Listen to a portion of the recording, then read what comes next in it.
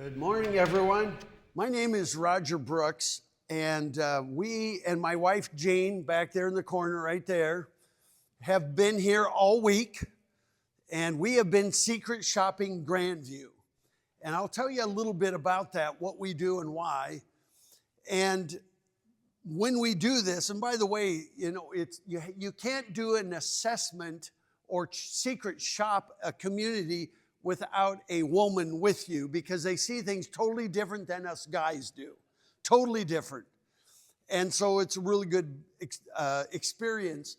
But what we've been doing with this is we have assessed 2,700 communities in 45 states across Canada. It's what we've been doing since 1991. We started business in 1981, developing destination resorts like Sun River in Central Oregon and Copper Mountain Resort, Colorado, and other resorts. And then in 1991, a little town on the Washington coast called Ocean Shores, that us in Seattle called Open Source, said we need some help because Washington was going to the Oregon coast, not their own. And so we have done all of this. And by the way, in Washington, here is the towns that we have assessed in Washington. As a matter of fact, we started our career, just to give you background, I grew up in the San Juan Islands. So I grew up in Friday Harbor, graduated Friday Harbor High School, whopping class of 30. My wife grew up in Bellevue, so we are Washington natives. And we lived in Western Washington, and we started this business working with Washington State Tourism back then. And they had us go assess all these cities. The very first cities we ever assessed were in Washington. And I'll tell you, this is going to date me, but here's how it went. I would drive from the Seattle area, we were actually in Bellevue. I would drive from Bellevue all the way to Omak in Okanagan County, do all my photographs, go back home, take all the film down to a place called IVC, right? Have them process the film, then take all the slides and put them in a slide carousel, and then drive back there to do this presentation. And so that's how we started. It certainly has come a long ways. But you can see we've worked in almost 80 towns just in Washington State. And we've worked at 60 in Texas and about that many in Wisconsin and all over the country. And so it's been great to be here. And so we started in Western Washington and started our business there. And about 13 years ago, I believe it was, we fled. We moved to Phoenix. And we moved our whole business, everything to Arizona. And then about 3 years ago, our daughter left Edmonds, Washington, moved over to Spokane. Her husband went in to get a Moderna vaccine during COVID, and it killed him. And that's not a political statement. He got blood clots, and it killed him. He was 44. So we said, we're moving back to family. And so we now live in Spokane, a 3-hour drive away. So it was really nice to come to a town here in Eastern Washington that's just a short 3-hour drive away from where we now live. And we love being in Eastern Washington. And so when we do this whole assessment, the first thing we did is look at marketing. We went online like anybody else would. Was it easy to find information about Grandview? Was it good enough to close the sale that we'd want to move here or invest here? How did you stack up against the other towns? Prosser, Sunnyside, even Walla Walla, Yakima, Selah, all these other towns around here. But then what we've been doing all week this week is we have been here in town secret shopping you, photographing you. We looked at signage, your gateways, wayfinding, overall a feel, downtown shops and eateries. I mean, all of these things. How was parking, restrooms? Did we get visitor information? What is there to see and do while we're here? And what are the activities? And so our whole assignment when Shane, and by the way, Shane was over in Sunnyside when we assessed Sunnyside, like I think it was just before COVID. And so this is our assignment for Grandview.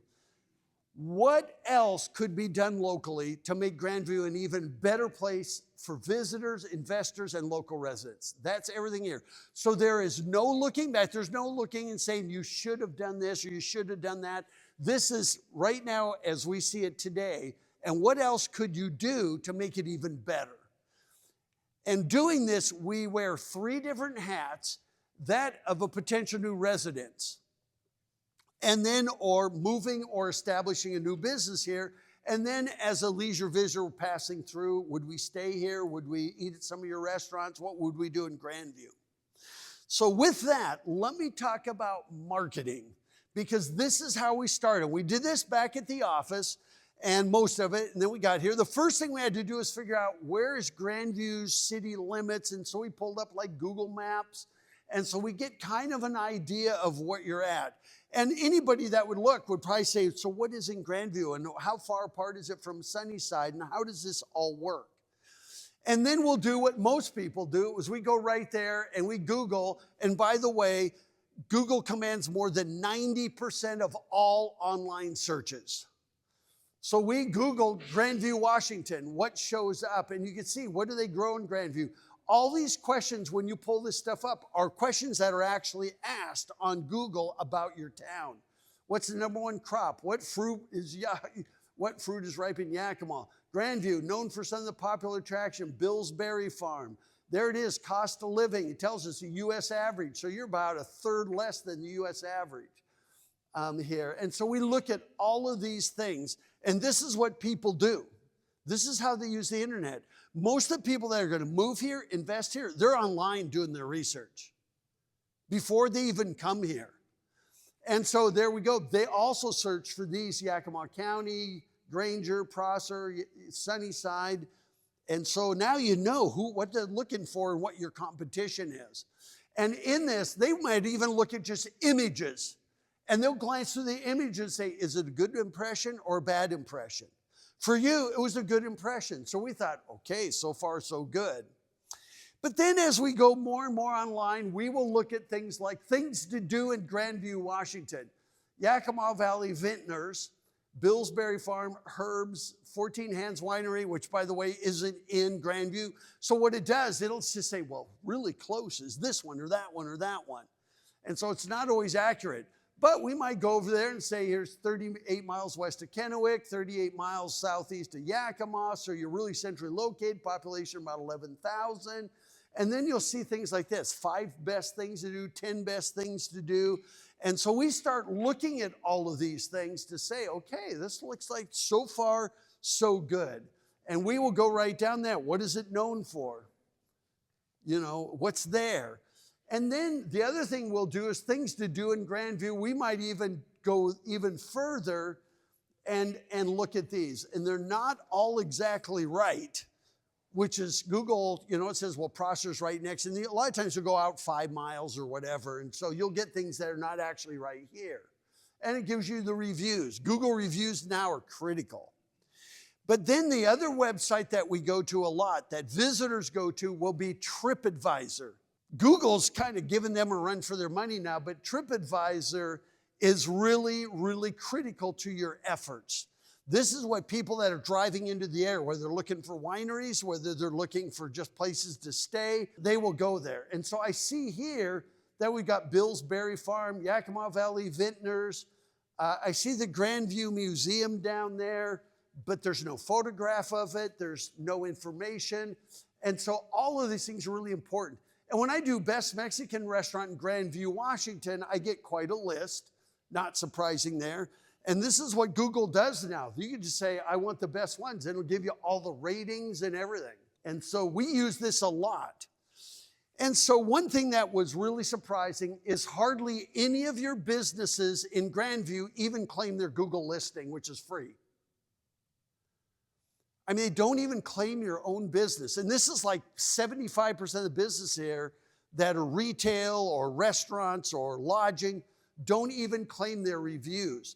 So you can go here and it says, do you own this business? And you can click on it and it'll say, you want to manage it now? Well, I can't because I logged in as me, but I could have gone and said, yeah, I want to manage that now. Now, to keep me from putting in information about Herbs, it will actually send them a snail mail code so they can register their own business. But I was surprised at how many businesses Even the photos there were put there by customers, not by Herb's. Herb's has not claimed its business. Neither has the women's dress shop downtown. Neither has most of your businesses are not even on, they're on there, but that's it. They don't respond to their reviews. I mean, there's just no information. So I would actually work with like Yakima Valley College. Maybe they have a class that can actually do real life experience working with local businesses to help them get set up. And you'll see why this is really important in just a second here. But that's number 2 on this list. And then you've got to claim your listing on TripAdvisor. There's the Grandview Museum. There's not a photo. It's a wonderful museum displaying Grandview's history. There's no other information there because nobody has bothered to put any information there. And it's free. So TripAdvisor and Google are both free. You just need to work with somebody. And by the way, you see all of these are all suggestions. You're going to see a lot of suggestions. There are no recommendations because I think it'd be pretty presumptuous for me to come waltzing into Grandview and say, hey, you should do this and this without ever talking to you first. Remember, Shane contracted and the city contracted with us to be here, but gave us 0 information. They said, you come like anybody else would come. And so that's what we did. So on this, Grandview Museum's on there, and I thought Grandview Parks and Recreation, there's no photographs of parks, not even the city has claimed that. And then Vineyards Apartments, how the heck did an apartments get on TripAdvisor unless there's some kind of an attraction there that we need to know about? And I don't know what those would be. And it says winery and vineyards, so I'm not too sure what that is. But once again, on TripAdvisor and Google, your merchants and businesses are not doing what they could do and it'd be free. That's why I say work with the college, work with the high school classes, and have them work with each business and teach them how to get on here. When I go there, I look for food and drink, Eli and Kathy's restaurant. No photos, no information, new Hong Kong restaurant. We thought it was open. We even drove up to it, saw some lights on inside. When we looked in the windows, we see ladder. Obviously it was closed down. But according to a lot of this stuff, it's still there and still operating. There's nobody taking care of this stuff. Herb's Bar and Grill, again, on TripAdvisor or Google. Now, some of these businesses may say, Roger, we get enough from the locals. We don't care about any of that. And that's fine. But some businesses might want to say, well, you know what? I'd like to go there and eat. I'd like to check it out if I'm visiting the area. And if we do restaurants in Grandview, there we go. And we got the family Mexican restaurant. We got Blail. Is that how you pronounce that? It turns out it's in Sunnyside. New Hong Kong is still listed. And so we looked at all the Google stuff. And we looked at all these different things. It doesn't look too good from the outside, but friends said the food was really good at New Hong Kong. So we have no idea whether COVID shut it down, whatever happened, Casa Tequila, all these businesses, they haven't claimed their listings. And so here's something that you need to know. Tourism is the front door to your non-tourism economic development. And we're not saying Grandview needs to be a tourist town like Prosser's becoming or Walla Walla, but the reason this is important is because tourism, we don't call them tourists, we call them visitors. All these people are coming into your town as visitors. First impressions are lasting impressions, period. And so, as a matter of fact, having done site selection work in the past, here's a fact that you need to know, is site selectors will look at your downtown and the health of your downtown economically is how they judge the health of your community economically. And that's the one challenge Grandview has, as you'll see. And then there's another fast fact you need to know about. For the very first time in American history, jobs are going where the talent is or where the talent wants to be. So if the talent wants to be in Grandview, the jobs are going to follow them. That means for the first time in U.S. history, quality of life or community development is leading economic development. So here it is, community development is leading economic and tourism development. Welcome to the age of placemaking. That's where we're at now. So we did our research on TripAdvisor. We did our research on Google. So far, nothing negative ever really came up. And the next thing we did is we found the city's website. And we saw doing business here, pay your bills. We saw all these links, which were great. School district. And matter of fact, we looked at every one of those. Grandview library hours are there. So we went right through the website. We see a video right there.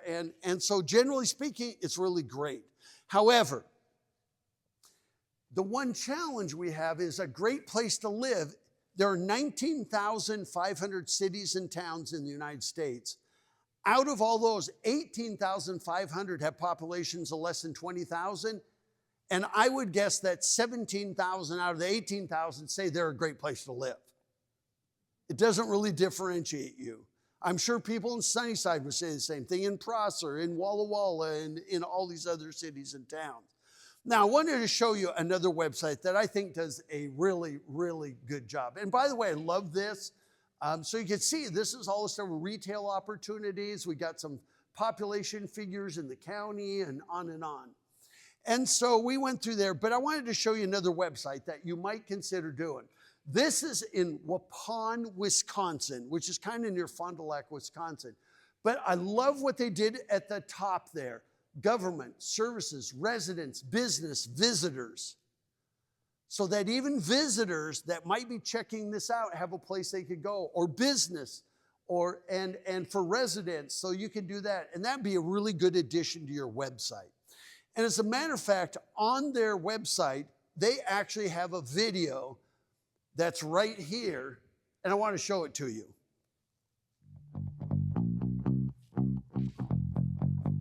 Hey folks, it's Craig from the Fond du Lac and Lake Winnebago Region Visitors Bureau. We are here today as part of our series exploring our neighboring communities. Today we're in Waupun. Did you know Waupun is known as the City of Sculpture? Let's go check more out. Did you know that Waupun is just a couple miles away from one of the major entry points to Horican Marsh, often referred to as the Everglades of the North? Did you know that Waupun has an awesome baseball complex hosting regional tournaments of all levels? Did you know that Waupun on the beautiful Rock River is home to the iconic End of the Trail sculpture, a fitting tribute to the Native American Indian? Did you know that Waupun is home to Guth's End of the Trail Candy Shop, a fourth-generation business serving quality confections, handmade and homemade? Waupun, just another great reason to visit Fond du Lac and the Lake Winnebago region. Come on in. I thought that was really great. And so this is on your website, and there is a video there, but I think it needs to be updated because it says coming soon sign where McDonald's is sitting. And I don't know how long it's been there. I think mayors and council and city administrators changed. And so you just need to update it. I thought it did a really great job. One thing I saw mentioned in that video was a dog park. We never found it. I have no idea. We tried to find where's this dog park because you have no wayfinding signage to your parks. And so we didn't see it on any maps or anything, but it's a good video except for the fact that it needs to be updated. And by the way, you notice how in Waupun, he mentioned their candy shop. And I always say the first rule, what would it take to get people to come off of 82? I'll tell you, I had the best dessert, one of the best desserts I've ever had at the Happy Watermelon. If you just said, if you're passing through Grandview, take that first exit, you can get easy access back on the freeway. And when you do that, you got to go to the Happy Watermelon and get their strawberries and cream. If you haven't tried that, you got to try it. Yeah, I'm still working it off, but you know, it is fantastic. They make the cream. It's like a vanilla cream with fresh cut strawberries, and they put some granola on it, some coconut chips, and then more cream and more strawberries. I mean, it's fantastic. So sometimes when you market a community, it can be something as simple as that, because once we get off the freeway, can we get people to spend a couple hours here, have a meal, look at the place, say, you know, as a matter of fact, when our videographer back there came in, and he's from basically Central Oregon, and the first thing he said to me, he said, when I got off the freeway here, I said, I could live here, right? He said, I could live here. That's why you want to get people to stop. And so that's something you could do there. And then once again, it's the great place to live is probably the most overused slogan in the United States. As a matter of fact, we found more than 4,000 communities that use that or the variation, a great place to live, work, and play. Most overused. And so I did like Grandview was on the move and growing. I thought that was great. So we went to the city's website, thought it was good, great job, and thought it was great because it had photographers. Then I went to Discover Downtown, so I went to that website, see what's coming up, and it's got the list for this year, which is fine. But there's only like 5 or 6 events in downtown a year, and I'm going to talk about that because that's not enough to make anything work. And by the way, there was a calendar down there that is went by, and it shows like the month of October, and it has 1 event. I would probably get rid of the monthly calendar because out of your 12 months, you have like 6 events. And so you don't need the calendar. Just give us the dates when they are. State specialists. So I did check out, all of the downtown resources. I thought this was great. It had all of those websites right there. It even had a Washington State Small Business Guide, how to start a business in Washington if you're getting people from out of state. Has ordinances here for design standards for the historic downtown. And so I thought the downtown website was actually pretty good. And you can contact them. And so it's a Main Street organization. And their taglines were industry and agriculture meet. Which is fine. That was good. So far we're doing really well. I also went to look for the Chamber of Commerce, and we got it over there, and it says it's open today. It closes at 2 p.m. every day. And so, and by the way, it's called visitgrandview.com. But here's the challenge I have is that there's no information about Grandview at all on here. No, none, 0. It's just join the chamber. So there's no visitor information, there's no residential relocation kits, there's no information on this except for community events are listed and everything else is about join. And so chambers of commerce are supposed to represent local business, but other than a list of members, there's really no information if you wanted to move here or if you want to actually visit here. There was just no information. So that's something the chamber could work on, is actually providing some information about Grandview. And by the way, I don't want people to go call the chamber now and give them a bad time. Remember, this is about making it better. You're not doing anything wrong, but what could you do to make it better? And so it would be great if there was more information. I mean, it says build success, has the board of directors, has all the information, but other than that, there's no community information. So we have to go to the city's website or to another website to actually get business information. And so that's something you could do. And by the way, we never could find the Chamber of Commerce, yet we really wanted to get information on Grandview. And so it says they're open 10 to 2 every day except Saturday and Sunday. And so we finally found one place that had the address, and there's the Chamber of Commerce right here. Is that the actual Chamber of Commerce? That's where it takes you. Google Maps, Apple Maps take you to that. At least it has handicap access. I'm just joking, but that's really where it took us. And by the way, does the chamber even have an office? We never could find one anywhere. Is it all volunteer now, maybe? Nobody knows? Okay. And I understand volunteer, but then I'd probably take down those hours. So that was one challenge there was the Chamber of Commerce. And I think they could really, if they're even if it's volunteers, start giving us real information about the chamber. We did also look at the Port of Grandview, building our economy through agriculture and food processing, which is great.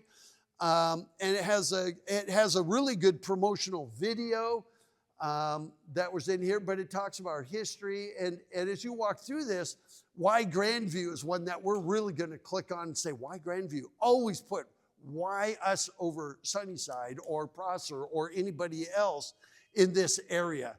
And it had a lot of good information. However, the one challenge I would put here is that the census information is 2010.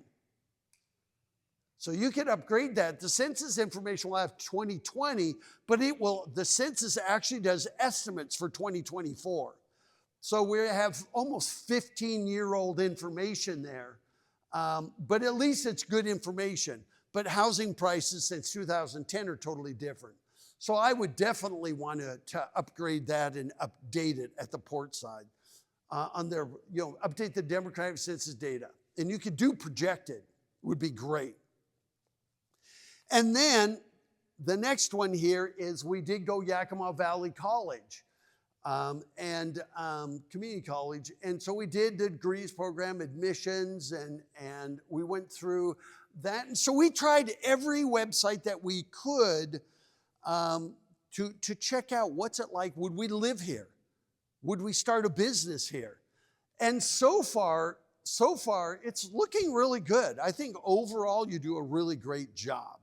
And not only did we look at their site, we also did look at the school district site. And I think they did a really good job of that. But it's got about the Grandview School District. It's got all the information there. It's up to date, which we thought was good. List the high schools and all the different things. But just so you know, is that even though we went there and we started talking about the curriculum.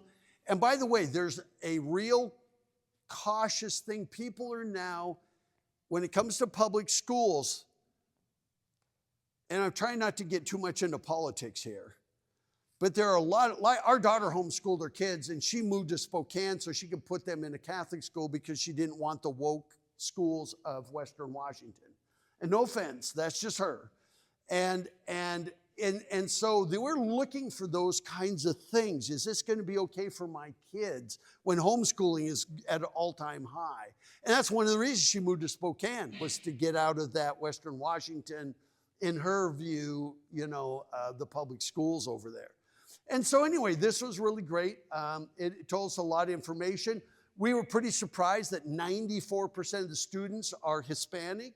I wasn't totally surprised, but I didn't think it would be that high. And so here's another thing that you need to know, is that when people use the internet, they will also go to places like niche.com. So Grandview High School gets a C on niche, so it's an average. And the whole school district on a par was an average. But it talked about academics, teachers, diversity, C+. And at first I thought, diversity, how could you be more diverse? Well, it's actually not very diverse if you have 94% are Hispanic and 5% are other races. See what I mean? It's just a flip from what we normally think. But it got a C+, better than average. Administration. And so this is niche.com. I'm not sure where it gets all of its information, but that's where people will go to other sites and they'll type in best schools in Eastern Washington, or find a school district wherever. And so those are the things we'll look at. So I have an idea. If you were to create 2 marketing pieces for Grandview, this would be one, and it's called a community profile. I'm showing you one that we did down in California for Lake County, which is rural area there, kind of northwest of Napa Valley. But there's their cover, and this is like 3 pages, so if you were to fold it out, it's 8.5 by 11, but 3 big panels, front and back. But then it would say, in your case, say, welcome to Grandview, and you would give a review. You would talk about community services. Then your next page, you talk about recreation and attractions. Could be wineries, your restaurants, downtown, your events, trails, anything that you have here that be recreational, that the community's gonna love, or somebody living here. Then it's got your largest employers, building permits, points of interest. So doing a community profile would be great for the Port District, for the Chamber, for the city itself, special events that happen every year, and then location and climate, where you are and your crossroads, all of those things. So right there, doing a community profile would be fantastic to do that. And then when you do this, the other thing that would be great is to do a second piece, which would talk about development opportunities. So if you have development opportunities, I really think that you could use a higher quality hotel. No offense to the two that you have. We'll get there. But we stayed at the Holiday Inn Express down the road in Prosser. The good news is we never had to get on the freeway. We just drove straight here. But that is something, so whatever the development opportunities, downtown, I think you have a lot of development opportunities there. And so you could do an opportunities brochure. This could be done with the port, with the city, with the chamber, and these two pieces. So in Lake County, they're looking at conference resort hotel. They wanted golf course residential. They needed additional wineries. I mean, these are all the things that they did. And I always say, promote your top 10 development opportunities, things that you think you need here in town. And then as you get them here, then you can cross them off the list and develop a new one of these. And so those two pieces I would really, really have. And by the way, whenever we've done these, that community profile, give it to your realtors. You just don't even think about them, but you have to understand they're selling commercial real estate, they're selling residential real estate. So get these, and when we did these in Ocean Shores, we did 6,000 a year, and we gave like 4,000 to the realtors because it gave people a snapshot. And then you, of course, would have it online as well. So it gives you a little more in-depth than what you have now. So that was our marketing. So we looked at all the websites, and we looked at everything, and we didn't see anything glaringly negative, which was good. So now we drove here. We have been here all week. So we got here Monday, and the first thing we did is we did go up and down 82. It was our only time on the freeway, but we wanted to see what our first impressions were on the freeway. When we looked down, and by the way, most of the time we couldn't, but the motel signage like that over there, let me go back to that. Can you even read the bottom one? You know, these motels are paying by the month to be on that. That's called a tourism-oriented display or a TOD sign. And the bottom one, it's not doing them any good. And so that needs to be updated. And of course, coming down the freeway, we had no idea. All we saw was a couple of apples. And so we did go down the freeway, and we saw it burned up, and there was no negative impressions on the freeway. And we did see Yakima Valley Highway, Wine Country Road. Love the name of the road that you have, Wine Country Road. That's just a fantastic name. So we came off that exit, and we came down, and we saw this. We love Grandview's logo. Not very often I say that. Usually I'm pretty critical, but I thought it was great. Easy to read. I love the different crops that you show there. I love the Eastern Washington, the stones that you have there. And then when we came in, even from like the Holiday Inn Express, seeing the flag there, I mean, so far we're going, oh my gosh. And so we came in and we saw the trees, we saw the lawn area, we saw the trails. I pulled over right here and I sent Shane a text or an email. And I said, Shane, wow. Are we ever impressed? It blew us away, your first impressions. I mean, it's not, and I can't even remember the last time I ever spilled the beans before we even did this workshop with your city administrator and said, wow. Because when we saw this, we were just like, oh my gosh, what a good first impression. You know, I've always chided Yakima for that sign on the freeway that says, the Palm Springs of Washington, or whatever it says. And it always made me laugh, you know, and I thought, I didn't know that was supposed to be a joke or reality, but when we saw this, we were just like, holy smokes, this is fantastic. I mean, that right there, just that, I don't know who's taking care of that, but congrats if you have a garden club or you know, horticultural society, or whether it's just the city. But I thought it was fantastic. And there you go, one of the best community gateways we have seen in the Northwest, and I would say in the Northwestern 4 or 5 states. It's that impressive. And I even thought that you should be the city of roses. Everywhere we went, not only is there this rose garden, we saw them in people's yards everywhere. Even over here, having the valley wide there, it's organized, it's clean. You know, we're not big fans of razor wire on top of chain link fences, but we understand that they have outdoor stuff out there all year. Good store, we actually went in there, and it's not a bad first impression at all because you are an agriculturally oriented community. Now, when we saw these trails, it would be nice, this sign here is broken off, but it would be nice if there was a sign there that told us where this trail goes. How long is it? I don't know if this trail connects all the way through to the west end of town or not, because there's no signs. I would give it a name called the Grandview Trail or whatever you want to call it, and let us know where it goes, how long it is, because that's a big deal. We did see people biking it. We saw people pulling off here and actually a little bit before they come into town to walk their dogs on this trail, which we thought was fantastic. Even signage for things like this. I'm not sure if this is a creek, a river, or an irrigation canal. But even have an interpretive sign, this is an irrigation canal because we grow X crops and water is very important to that. Just educate us. We're in town, we want to learn more about you instantly.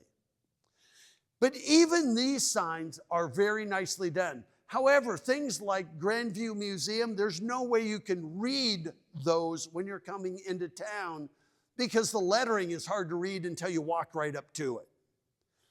But what I would like to see on this, now watch, I changed this for you. See, watch the sign. There we go. Always give us, and I don't know if it's a mile or half a mile, whatever it is, always tease us that, hey, keep going. Downtown is half a mile away or a mile away, whatever it is. It'd be a great place to put it right there. But kind of hard to read what's on there, but it's a nice sign. It's well kept, well maintained. I mean, this little walkway here we thought was awesome. I mean, here we are in town for the first time. We've been here for like half an hour and we can't even get past the entry. It's so gorgeous. I mean, it is really, really nice. Just really well done, well maintained. I love the describe, compare, and learn, the little interpretive signage, and I love the fact that there were English on one side and Spanish on the other. And there's nothing, when I was taking these pictures, oh, and it's great to see School Spirit. I did say you need to work on getting some since it's been like since 2016. So you need to start working on that. It was so funny watching the guy mow the lawns there. There's nothing like the smell of fresh cut lawn in October. I mean, it was like, wow, this weather's been fantastic. So anyway, very, very nice. Very, very good impressions. And I cannot stress enough how important this is to our first impressions of Grandview. Now, are there some things you could do? Like there's this sign here. I thought we could, I thought it'd be really good. There's grapes going right behind it, but I thought, why don't you take that board? I don't know if it's private, public, who owns it, but I thought that'd be a great place. Hey, here's the crops that grow here. Here's the seasons for the crops. It's right next to the trail. Or if nothing's happening there, then take it down because it's a piece of blight unless you turn it into something positive. We did go down to the other end of town and we did see where I imagine a service station or something is going to go there. We did see that's by the Walmart distribution center. And I was surprised they didn't put a board that said coming in the spring of 2025 or whatever, so that it's an invitation for us to come back. All we see is that. And we did see the distribution center, which looked great. And then there's the trail right there by the road on your way to Sunnyside. But you have these trails around, and this says how it was funded, but no information about the trail. I don't know how long it is, where it goes, if it connects all the way through. Same problem we had at the other end. We love trails. Trails are so incredible, but if you don't give us information, should I walk it? How long is it? Where does it go? How long a walk is it? Is it a 15-minute walk? Does it take you all the way to downtown? There was no information. And then, of course, coming into town from that side, once again, we had really, really great first impression. There were an awful lot of ads on those. I was hoping there would be more community information than just advertising. But once again, it says, put your birthday ads here and everything. But once again, it's nice. Welcome to Grandview's there. You can see the mower right down there who's mowing. I was like, oh, it smells so good. And so he was out mowing yesterday, and it's just fantastic. Once again, trail, no information. And then you could even take this sign at that end of town and do the same thing, downtown Grandview, 1 mile or half mile, whatever the distance is. And then we also loved the street trees all the way through town. Thank you for doing that. Usually it's a public works nightmare, am I right? Yeah. But I'm telling you, it's worth it because it gives you so much better curb appeal, because we typically see, if you've been on the hills that come down through Yakima, you barely see a tree. So when you come into a tree city like Grandview is, it really creates a good first impression. And then I would start getting rid of these. That was the one blight. So far, the city's getting an A+. The private sector is not getting a very good grade. And there are like 5 or 6 of these. I would actually create abatement ordinances, if you don't already have them, where you give the business like 90 days or even 180 days to either fix the sign or remove it. And then you have to put some penalties to it. But the last thing I want to see is there's just too many of these in Eastern Washington. And all of a sudden it brings down the value of the community in our eyes. And so there's that one. I mean, it's just no point in having it there. Even that one at the other end of town. I mean, take it down. It's just bolted on or fix it. Another one up there, there's another one. There's like 5 or 6 of them. They're all private sector signs, but they don't add anything to the community, and they diminish even the value of the business that's next to them.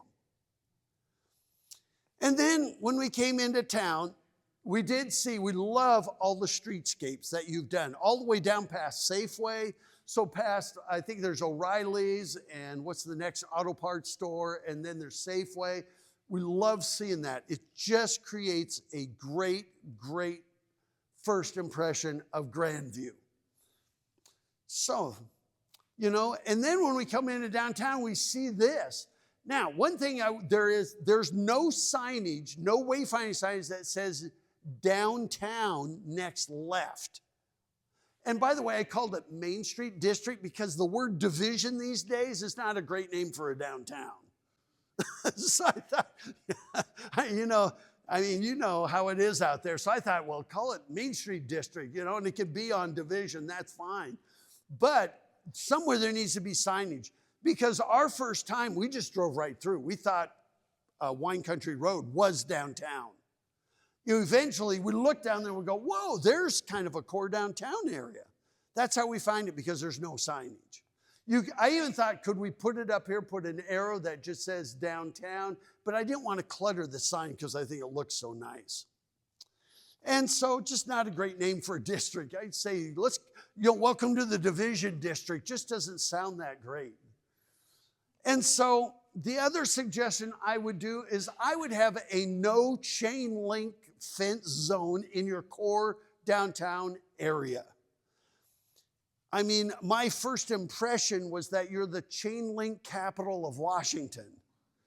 And whoever's selling chain link fences is doing a great job. But in your core downtown, we would love it and it could even extend beyond that. But even like right here, come on, that's just not a good first impression of having a chain link fence there, when you could put a vinyl fence there that would last even longer, not rust, and just put that there, right there, because it looks attractive, and you can pressure wash these. They're easy to take care of, easy to maintain. But all of these areas like this, chain link makes you look too industrial. And that's fine. You are an industrial, you're an agricultural town, but in your core downtown, we want people to have a different feeling. We want it to look nice. And so I thought, even if you did those, it's not terrible, but there's no real landscaping there. And even things like this, they make these, that's vinyl, by the way. That's not stone. And they make them 3 feet tall. Or even these, this is actually, you can do these in aluminum or you can do them in vinyl. But all of these ideas would be a great way just in your core area to make it look more attractive. You know, all of these. These are all vinyl. There's no wood fence. I haven't even shown you a wood fence. But wherever we went, we just saw more and more chain link fences everywhere. You know, and I would even create an ordinance that say when you apply for a building permit in downtown, chain links aren't allowed. Instead, you could do wrought iron, you could do vinyl, you might even give them 4 or 5 different ones they could do. Just because we want downtown to have a different feeling. Even in houses like this, you know, that just doesn't make the home look that attractive. I mean, in this case, we've got a chain link fence, but I like the fence that's across the street much better. That one's actually wood. And thank you, Dairy Queen, because they get it. They get it. That looks nice. Way better than chain link. And then when you get in the very core of your downtown, I mean, really? Now remember, you as locals, you don't even notice this stuff. You're probably going, now where is that? Because you live here, you just go past it. But as a visitor, we're seeing it. We're trying to check out if this is a place we want to move to or start a business. And so when we see things like that, it just sends the wrong message. And so what happens is you have these great gateways, and the closer we get to downtown, the more it starts to go like this. And it's not because the city's doing something that's wrong, it's because the private sector is not raising the bar. And so we saw these just everywhere. And of course, when we see razor wire tops, and this here is just a parking lot, it's not like there's a lot of retail displays out there. You know what it tells people? This place is unsafe. Which actually isn't true. Now, we did see in the city's video, one person said we're the 7th safest city in the state. And in another video we saw by the city said we're in the top 40 in the state. And so I'm not sure which it is. But by the way, when you do that, just so you know, you should say, in Washington State, there are 540 cities and towns. We're in the top 1% of that as far as safety goes. So when people see you're the number 7 out of 540, always put it in context like that. We never felt unsafe. But when we see the razor wire type stuff, it says they must have a vandalism problem. That's just people's first impressions. You know, I thought this little shop, that's fantastic. They're adding on to the back of it now, but I just thought by putting that kind of fence around, it makes it look attractive and it makes it look welcoming. But everywhere else we went, I mean, we got that, we got that, we got that, I mean, it's just everywhere. This is right in the core downtown area. We have this chain link, we have that chain link. That's like a city, whatever's there. You know, I mean, even the museum doesn't get past us. And it's a great museum. But even that should be more attractive. I understand, I want to see through it so I know what you're displaying there. But then, you know, here, I mean, just everywhere in the core downtown, it would be nice. Now, I'm not saying you have to go and tell everybody to take them out, but maybe you do a co-op buying program. Maybe say, hey, you know, we'd like to start changing some of these up, particularly on Wine Country Road, particularly there. Could we start taking some of these out? Maybe we can even help co-op it just to create a better first impression. I mean, this is right in the downtown, and a homeowner gets it. I don't know why businesses can't get it. So that's the one thing you could do to keep that first impression going as we approach the center of town. Now, the next thing we want to do is check out quality of life. And that is schools, libraries, all of those things that make you a great place to live. And so we started checking those out. We saw the clinic, we saw many physical therapy, we saw lots of medical, and we thought that's great. We don't have to go to another town for our everyday medical needs. This we took, you know, just out here, the back of that medical clinic there. I think that's what that is. And then we drove around, so we saw medical looked really good. So far, so good. For a town of 11,000 people, yeah, we're batting really well. And then we started checking out the park. So we found Dystra Park. The reason we found it is because I have navigation in my car and I saw it on the navigation. Because you have no signs to your parks. We just have to kind of find them. But Dystra Park is, I am pronouncing it right? So we thought it was a beautiful park. I love the fact you start with enjoy your park. rather than here's our rules. It was really great to see a welcome. Enjoy your park. Love the trail. Once again, you have all these trails. Don't know if they all interconnect. Here we're right at these trails go this way. I don't know if that's like a 1 mile loop, a 3 mile loop, or if it's even a loop. No information. So you could do some trail signs throughout town. Really helps out. And I love it. Enjoy your park. And it does say no fireworks and those things, which is totally fine. Totally perfect. And we saw other parks too. We saw, West Side Park.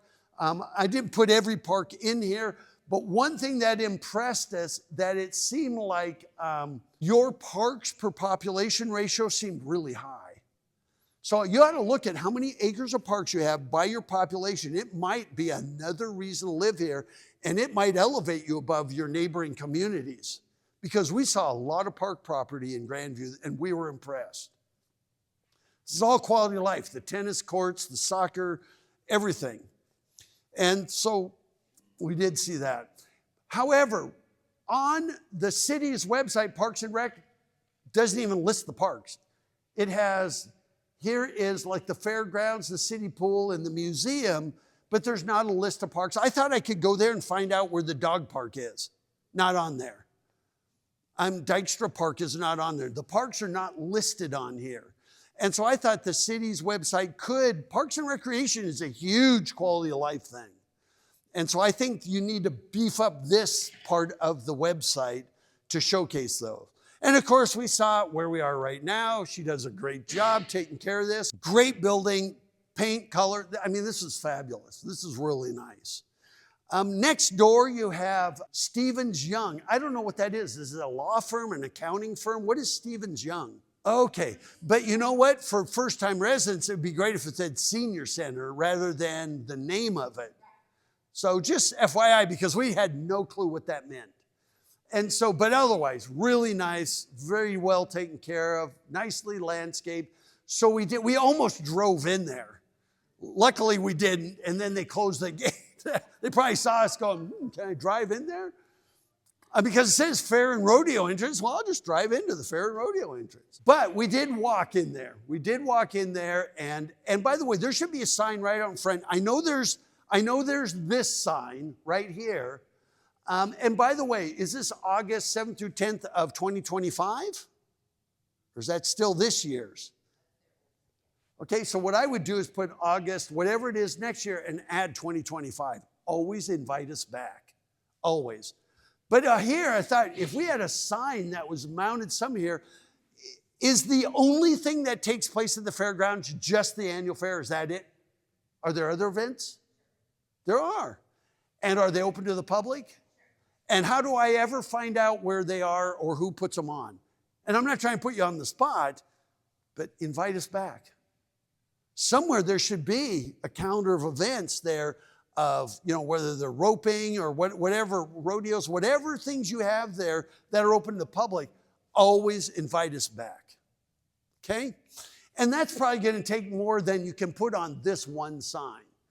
But still, this sign was great. I was glad to see that the other side actually had Facebook on there, Grandview, and find us on Facebook. And so, and I'm not too sure the Grandview US, Grandview US, and I'm not sure if that's what we look for on Facebook or not. But we walked in there, very, very spotless fairgrounds. I mean, we saw the amphitheater there, which is very nice. It looks like it could use some help. It looks like you're starting to get a lot of dry rot. And so I wasn't too sure about that. And by the way, I think that you need to have more activities downtown. I'm going to get to that. So I'm not trying to compete with the fairgrounds, but I always want to put people where they can spend money. And granted, you'll bring in vendors and events there, but I always want our events, concerts, things like that. Now this would hold bigger than we have a space downtown, but I'll get more into that. But we saw the playground there. I mean, just spotless. I mean, have I said this enough that you really do a good job with first impressions?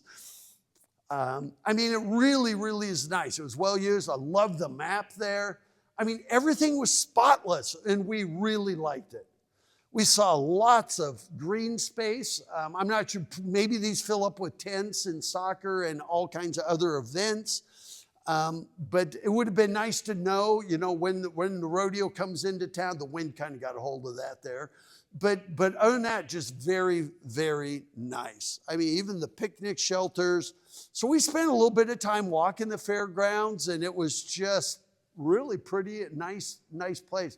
I even saw this is obviously private property. I don't know whatever takes place there, but I thought that was really nice that somebody owns that, is allowing it for public use. The gate was open.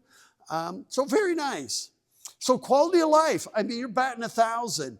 The library looked great. And I was glad to see it associated with the college, or at least right there in this whole learning center area.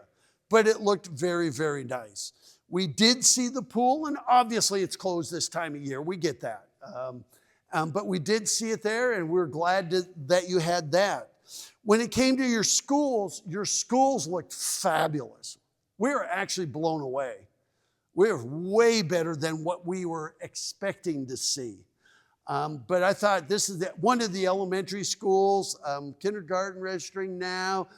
The high school was fantastic. I didn't take pictures of every school because they really don't like people driving around in front of schools taking pictures during the school day. But your schools looked fabulous. They really, really looked nice. We were very, very impressed by them. And the fact that you have the campus college here, the directory, was once again a thumbs up. Now, this whole Yakima Valley Vintners thing, it took us like 3 or 4 days to figure this out. We think it's in this doorway, but there's no signs, there's no information. So it says Yakima Valley Vintners Teaching Winery. Is this it? Is that where it is? Okay. Had no clue. We did walk up to the door, and there's really no information. So I don't know when we can go there, what we can do, if it's open on weekends or weekdays, or if it's not open to the public, it's all part of the college, really no information. And we thought this could be one of the biggest tourism draws, visitor draws to Grandview. And maybe it can be, but we looked in the windows, but no information. And so that's something that's lacking right there. By the way, we're clear up to 47, and other than fencing, nothing here is expensive. This is all little stuff you could do for hardly any money. And then we did see the water tower there. We checked out your neighborhoods. It turns out that's a park there, and I couldn't help but take a picture. I think that is the cutest stump I have ever seen. But you know what? When we're driving around your town and we see something like that that makes us smile, that adds to a good, positive impression of the town. I thought what they did is took an eyesore, and I thought it was just charming what they did. But we were really impressed by the care that your local residents take care of their properties. I mean, we've seen ones where there'll be a really beautiful house, and right next door you go, oh my God, what happened there? So there are a few of those, but generally speaking, we are impressed. We did find these housing subdivision kind of, let's see, in the northwest part of town, and they looked great. I mean, they seem to be definitely more affordable than Western Washington, but they seem to be nice, and people were taking care of their lawns. Of course, these are all pretty new, but we were impressed. But even when we went into the neighborhoods around Dykstra Park, all those neighborhoods, they were nice too. I mean, beautiful homes like this. People take care. This is October, and they look just as good in October as they did in May, June, and July. So we were impressed. And then we know that you do have some mobile home areas. This is like the 55 plus one, but well-maintained. Even those well-maintained. And then finally, the one thing we couldn't find in town were daycare facilities. I'm sure you have them. And so we did look at daycare facilities, which is very important. But even most of these did not claim their Google listings. And so daycare is really important. Now, one thing I want to tell you is the millennials are the biggest generation in U.S. history. They're now in their 30s. The oldest ones are like early 40 right now. They are having their kids in their late 30s. way bigger. The baby boomers are having kids in their 20s. We're moved to a whole nother generation. The millennials, their kids are right now starting to almost get into T-ball age. And I don't know if you're seeing this at the schools or not, but you're going to start seeing another swell of young kids coming into the school system as millennials having their kids in their a little later in life, which is great. So now, let's talk about downtown.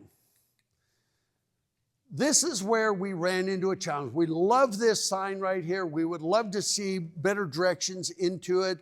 We did see the museum. It was fantastic.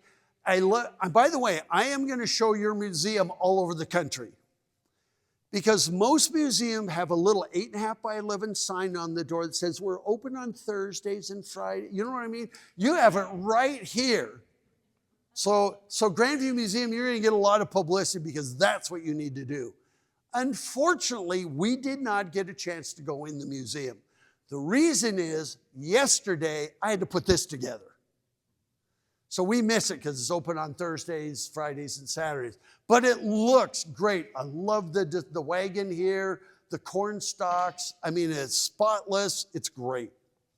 So we did all of that looking around, and that took us like half a day to check all this out. And then we decided to stop in this little place called Scratch Bakery for lunch. We did go in, and it was a really nice lady in there, and we did have sandwiches, and I tell you, they were really good.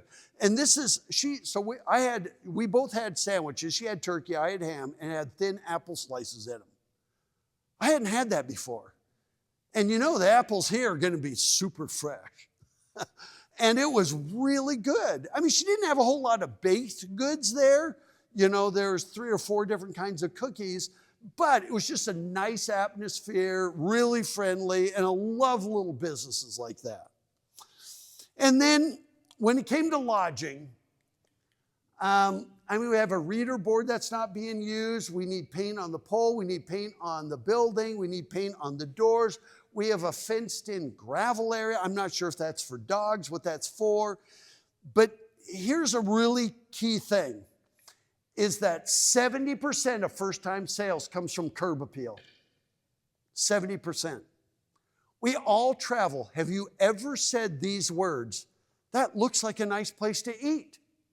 We all do it. We judge the book by the cover. Then we'll go to Google and look at the reviews or TripAdvisor. But when it came to lodging, we really, really wanted to stay in Grandview, and we didn't.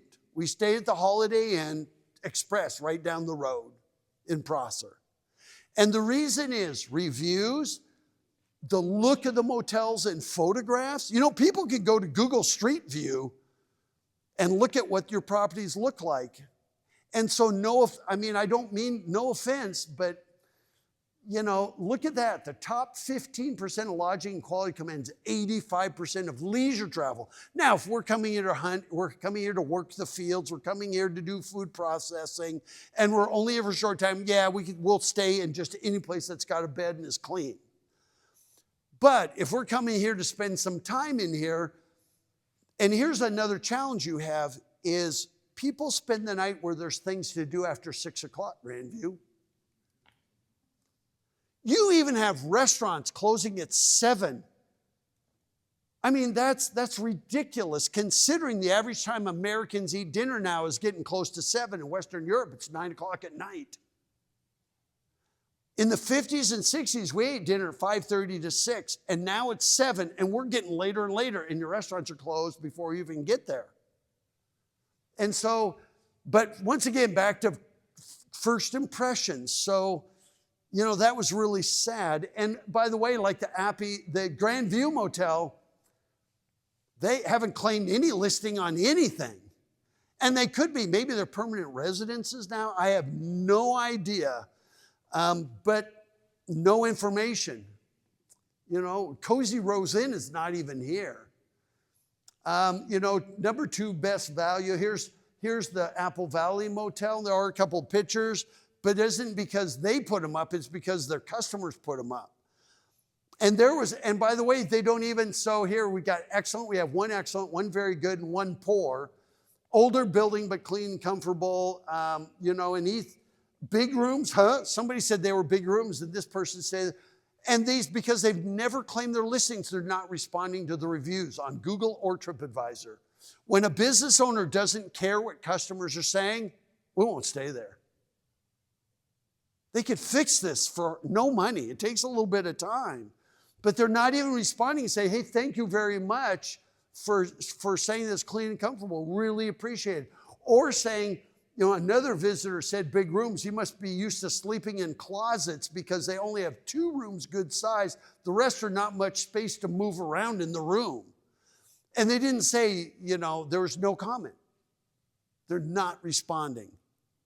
And this is where chambers of commerce, the college could come in and really help these businesses. And then, you know, once again, Grandview Motels, 3 stars, a good price, quiet most of the time, a few loud rowdies, quiet but stores on the corner, rooms okay. It's close to Safeway, horrible management, very unclean. Some units host bed bugs and most units don't. I mean, all we have to read is one of those and we're out. And the owner doesn't respond. When it comes to curb appeal, I wanted to look at the credit union here. It's got beautiful flowers there. Landscaping is nicely done. I mean, the furniture store does a really good job there. You can see the boulders out there, what we call rock outcroppings.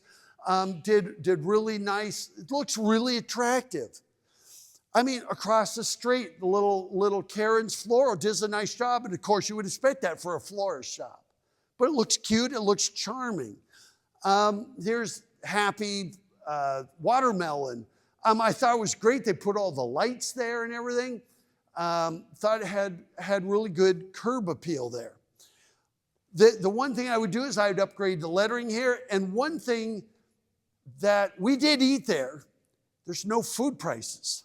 They don't price any food, so you don't know what you can afford, what you're getting. We ate there anyway, and then I got the bill, and it was like $60. And I went, that seems, but then when I looked at the bill and said, well, the sandwiches were only $12 each. The strawberries and cream were like $7. It was actually pretty reasonable. We bought things to drink, but we didn't know what to expect until we got the bill. So I will tell you that I spent part of a summer in Guadalajara.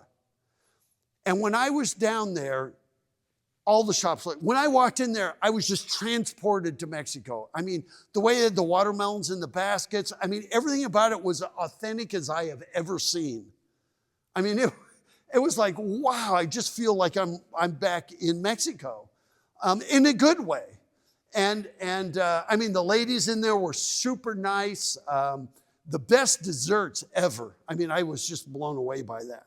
And so we ate there because it looked cute. But like 10-4 Cafe, I mean, this is the extent of their curb appeal. I think that's a sunflower. That's probably somebody spit out some sunflower seeds and there it is. But that's it for curb appeal. We did eat there, and the only reason we ate there is because it looked like that's where the locals went. And so we did eat there. The food was fine. The service was great. But curb appeal-wise, not good. We had to look at the reviews. I mean, if we go, you know, I mean, Eli and Kathy's, we did not end up eating there. It's nothing. They didn't do anything wrong. We ate almost every meal here we could. But once again, zero curb appeal. And I don't know why everybody in Grandview has to be drab, gray, tan, or brown. I mean, some color. I mean, it's just everything's so drab, you know, and so here there's not one shred of landscaping of any kind. There's no curb appeal. And we want these businesses to do better, you know, and they're probably really great. And so now that we're downtown, now I want to talk about your core downtown. And I call it bringing back downtown. By the way, we did a 7-year project, more than Main Street USA has done, more than the International Downtown Association has done. We surveyed 2,000 downtowns and downtown districts in the US and Canada. And out of those 2,000, we found 400 of the most successful downtowns. Some of these towns were only like 500 people. And then we found the 20 most common ingredients that led to their success. And you already have some of them. And so I'm not going to go through all of those right now, but when we find downtowns filled with churches, hair salons, and social services, we know it's a downtown in trouble. They're there because it's cheap, not because it's a desirable place to be, generally speaking. And we're not saying they shouldn't be downtown, but your downtown was built to be, I think that was probably a movie theater at some point, now it's a church. And downtown, you know, you have the ingredients. You have a narrow street.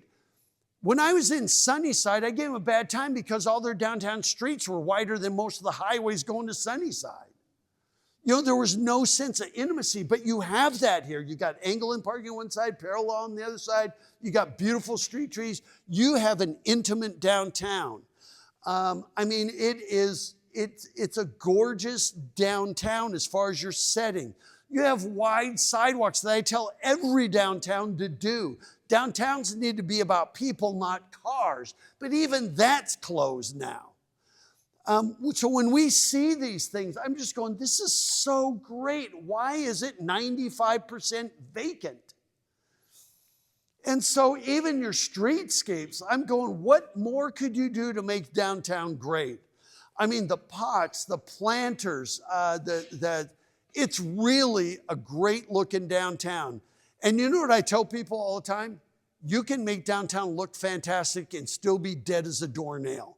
Because at the end of the day, it's what's in the buildings that makes you a draw. The rest is just gingerbread. We do want the gingerbread. We want the intimate setting. We want wide sidewalks. You do sidewalk cafe dining so people can hang out there. But when you have like 2 or 3 businesses down in your whole downtown, that's really kind of sad. But you've done all these ingredients. I even love this would be an awesome space if you had some big chess sets out there or anything. I mean, even the mural was great. So I kept going, what do they do? What do you do now? I mean, you made it look great and it's still dead. Down here, there's a few businesses. That looks fine. I love the little planters out in front. Some of them are planned, some of them are not. I have to be nice to the press because I don't know what they'll say about this presentation. No, I'm just kidding. But, you know, overall, at least we have some greenery out there. And so here's my comment. It looks like the city has done everything possible to help downtown. It's up to the property owners to step up. And what next? When I talk about those 20 ingredients, number 18 on that list was beautification. So when we talk, and by the way, if I go back to that, there's also the 5 stars. That means all 400 towns had beautification, good beautification. So in your downtown, I'm going to repeat it again. Your downtown should start looking like this. There should be hanging baskets. There should be flags. There should be flower pots. There should be, I mean, anything. This is a little town in Canada, in Nova Scotia called Mahone Bay. Look at that with the paddles up there. There should be some color downtown. All these are in that one little town. But look at the baskets and the hanging things. You know, this is one town. I mean, I took this picture in Sisters, Oregon. You know, this is in Sisters, Oregon. I mean, look at that. It looks attractive. It looks nice. Merchants should be extending window displays to their exterior spaces like that. Or like she does. Every morning, this lady takes this stuff out from inside her shop and puts it outside her windows. And when I talk to her, she goes, how was it? She goes, oh, it takes me like 20 minutes. I said, does it help your business? She goes, oh yeah, it doubled our sales.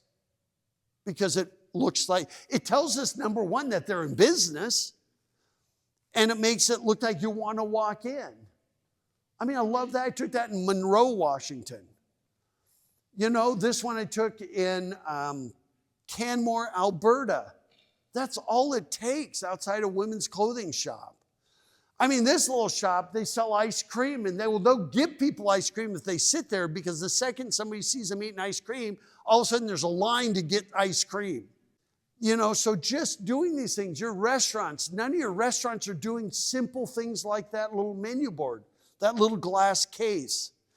This is Laverne, Minnesota, a town half your size. Look what the merchants do. That's not a restaurant. They only put the table and the chairs there. It's like a home accent store and some clothing. They put that there just because it makes it look welcoming. Same there. I mean, you could do what they did in Fredericksburg, Texas. Look at all the pots and planters. And they created a downtown association that did that. The city takes care of the curbside. A downtown association and merchants and property owners need to take care of the facade side. And so they all got together and did a co-op buy for these pots, planters. They put evergreens in them. You know, there's a gallery right downtown. But look at this. I took this in Neenah, Wisconsin. Before, notice that now, before, after, retail sales went up 40%. Just by putting from nothing against the facades to those against the facades. 40% increase. I mean, and this works even in the middle of the winter. This is in Port Elgin, Ontario in December.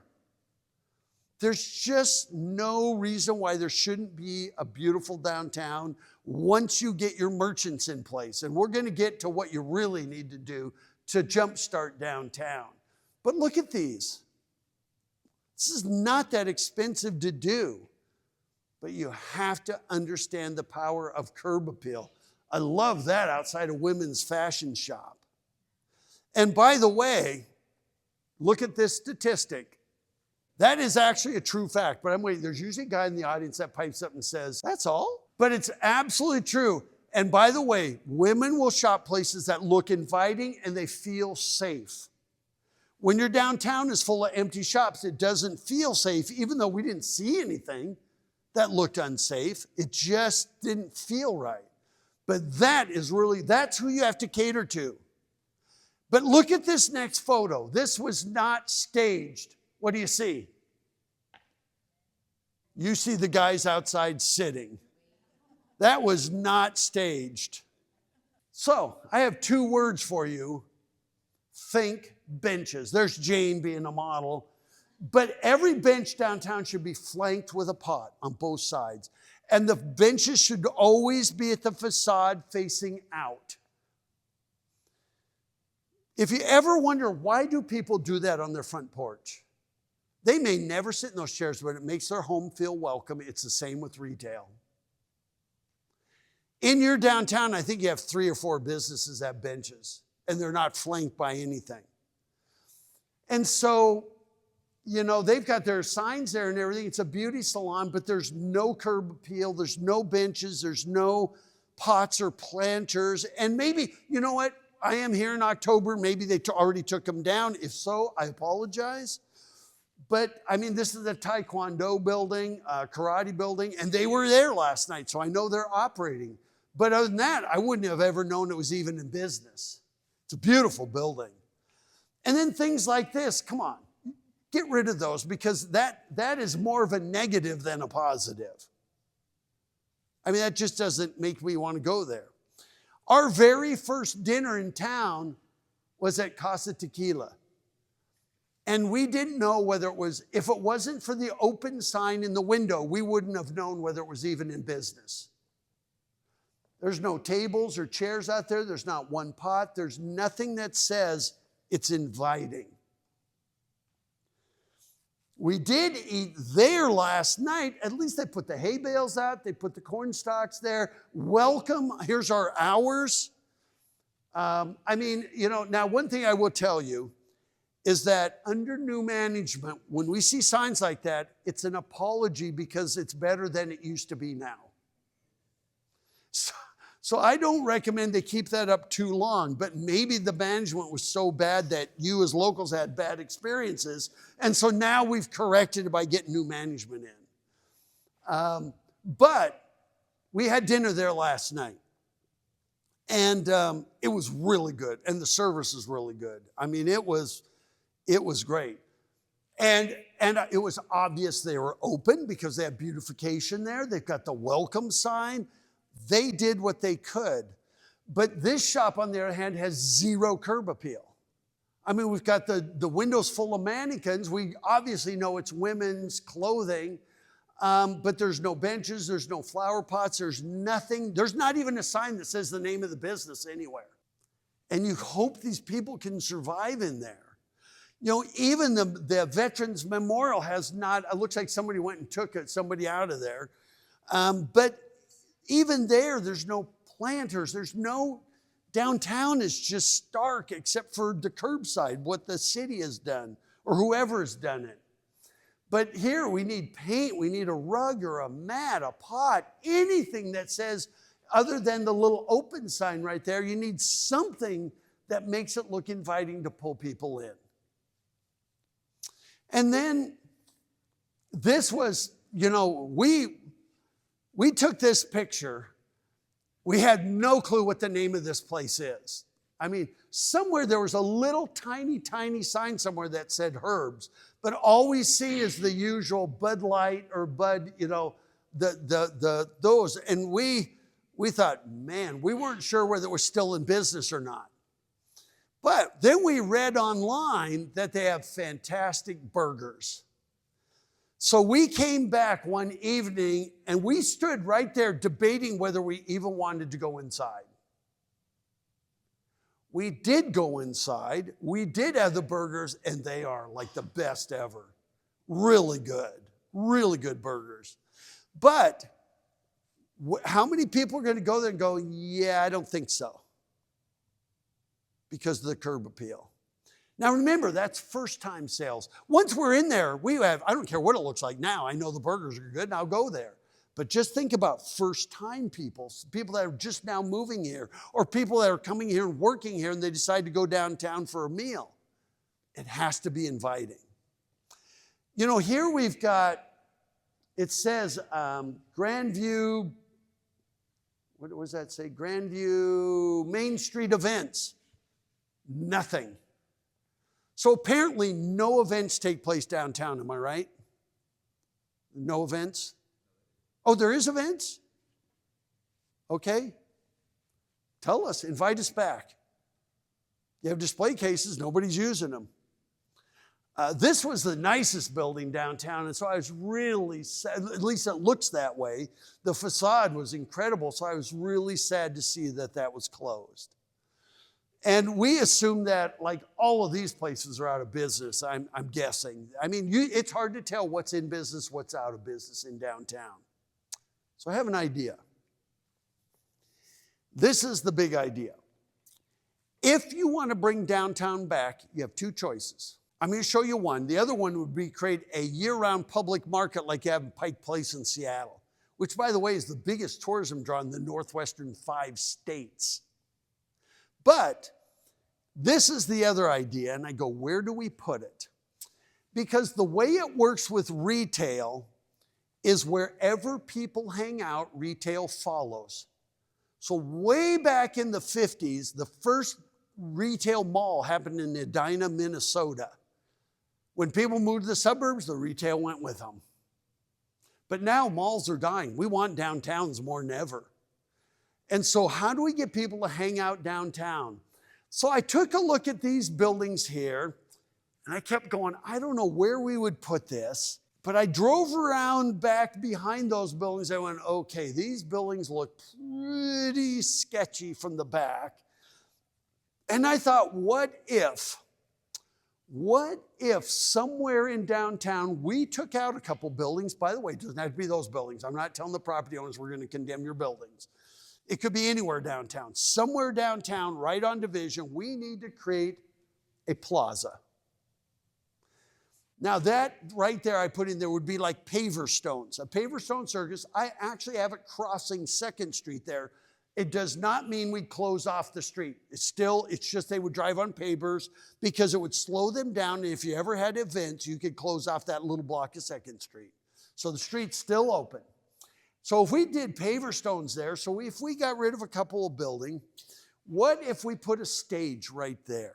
A nice big stage right there that we could show movies on. We could have art, entertainment, concerts, demonstrations, you name it. Then what if we had a services building right back there? And I'll tell you what would be in that building in a minute. And then let's put some street trees. Let's put some street trees along there. Let's put some street trees along there. And by the way, that still leaves access behind the market. That's the grocery store there. So it still leaves them access to get back down through that alley. But we screen it with some street trees there. We could add some more street trees right here and even some across the street. So that block of Second looks fabulous. Then what if you put in a splash pad right there? That one is about 1,000 square feet. Wow, that's big. That's like, this whole circle where the foul line is right here. You did a big circle with like 30 or 40 nozzles there, and you have all of that coming up. Kids can come and play there in the summer. But what if during the winter, you put an ice rink there, a portable ice rink? In the summer, that could be lawn right in front of the stage. And they put down like a synthetic turf. Now, some of the synthetic turf, you can't tell apart from real lawn. But you would put an ice rink there. By the way, that's about 7,000 square feet. That's about a little bit bigger than the one in Rockefeller Center. And then what if we put a restaurant? What if there's a restaurant there that actually had doors that opened out onto the plaza? And then we put out these. Those are Catalina umbrellas with like 9 feet across. So that'd be, each one of those underneath would be a table with 4 chairs.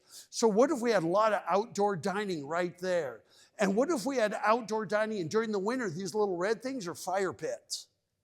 It would always change every couple of weeks. What if we had lots of seating areas. What if we had some 10 by 10 vendor booths here?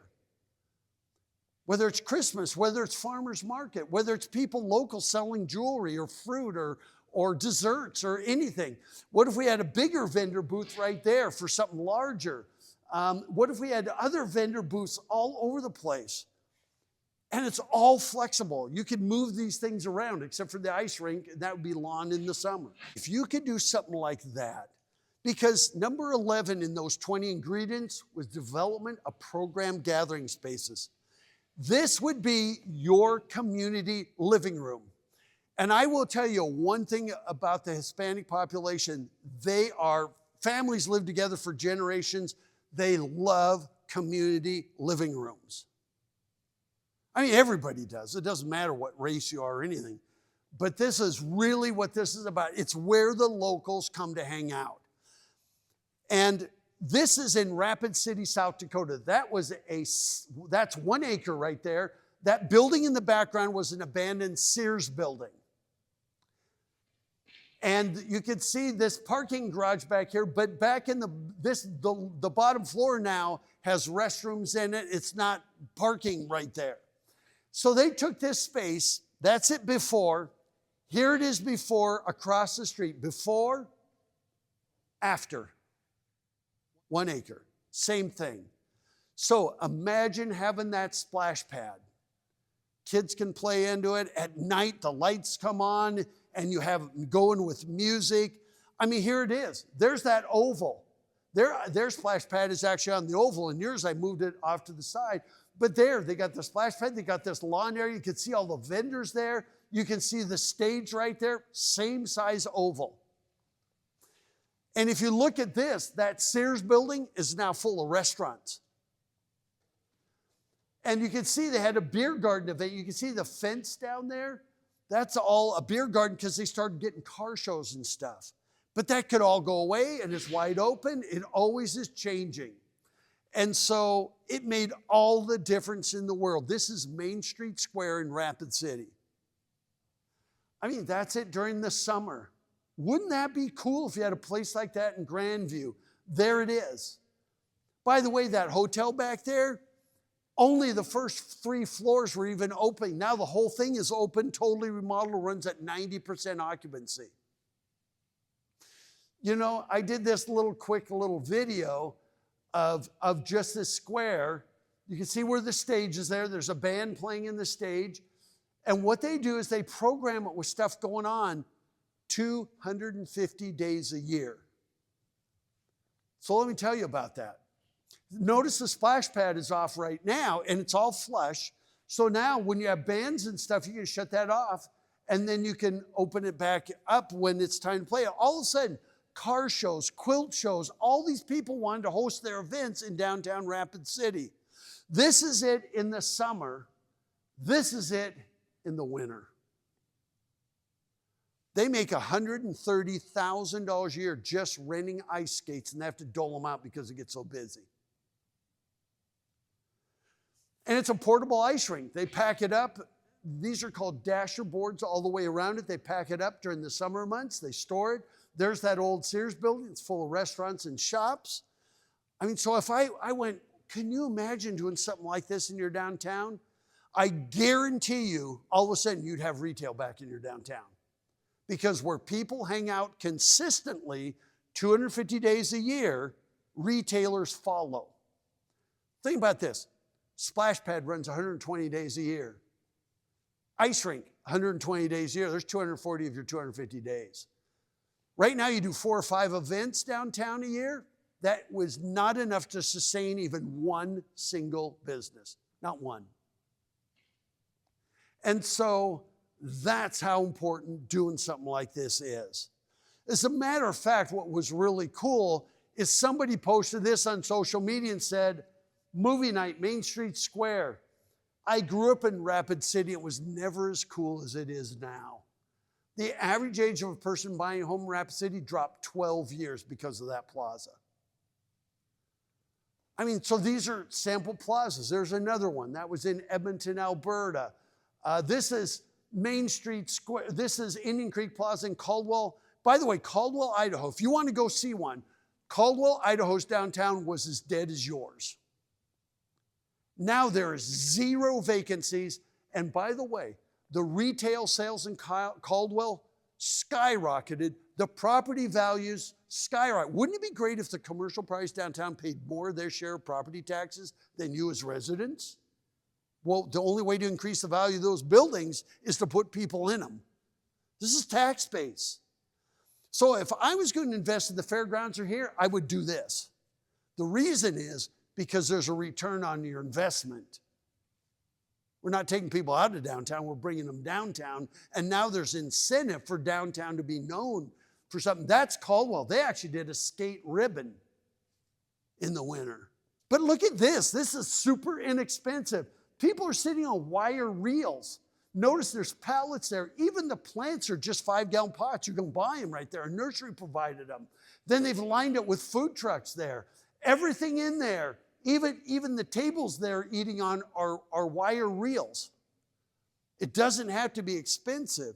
You would need to put down a base like this or like paver stones. You would not use asphalt. And so you could do things like a paver stone surface.